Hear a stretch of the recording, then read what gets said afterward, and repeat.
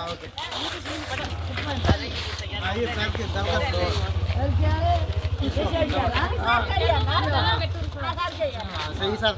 ఈసారికి వెనక జరిగి బ్రదర్ ఇలా వెనక జరిగి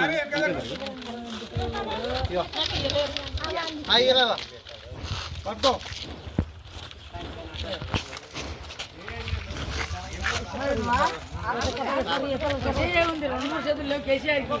ఎందుకంటే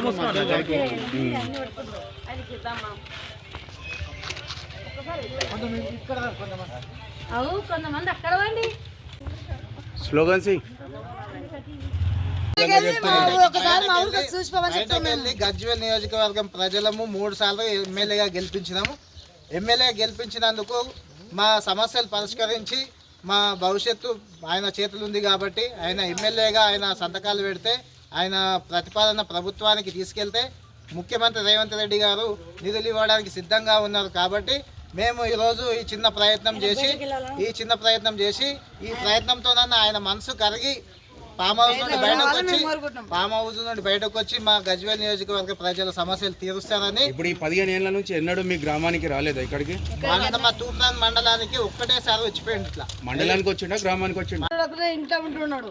పరావుల పక్క ఊళ్ళో గెలిచిన వాళ్ళందరూ వచ్చి మాకు ఇట్లా ఎక్కడ ఏజ్లో ఎట్లా నడుస్తుంది, ఏ తాలూకా ఎట్లా నడుస్తుంది చెప్పి చూసుకుంటూ పోతున్నారు.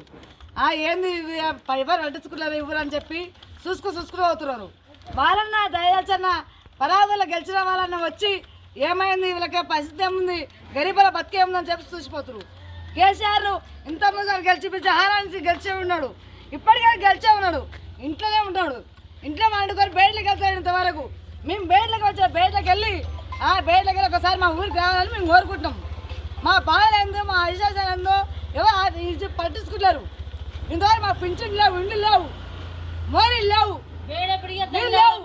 బయటలోకి రావాలి. కేసీఆర్ ఇంట్లోకి వెళ్ళి బయటలోకి వెళ్ళాలి. చదువుకోనికి పిల్లలకు ఆటో లేదు, ఎండలో నడిచేస్తారు. వర్షాకాలం మాకు ఎక్కడ పని లేదు, పాట లేదు, ఒక స్కూల్ లేవు, బడి లేవు, గుడి లేవు, డబల్ బెడ్రూమ్ లేవు, మాకేం లేవు. ఇండ్లు అన్ని గుడిసెలే ఉన్నాయి. పేదవాళ్ళు బతుకునికి ఏది ఇవ్వలేరు. మేము కేసీఆర్ బయటకు రాలి మేము ధైర్యం చేస్తాం. కేసీఆర్ వెళ్ళాలి బయటకు.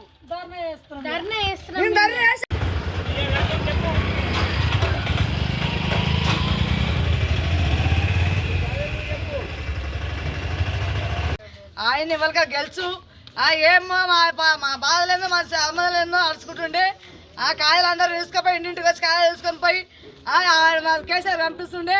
ఆయనకేందో ఇంకా అన్ని మొత్తం కనిపిస్తుండే.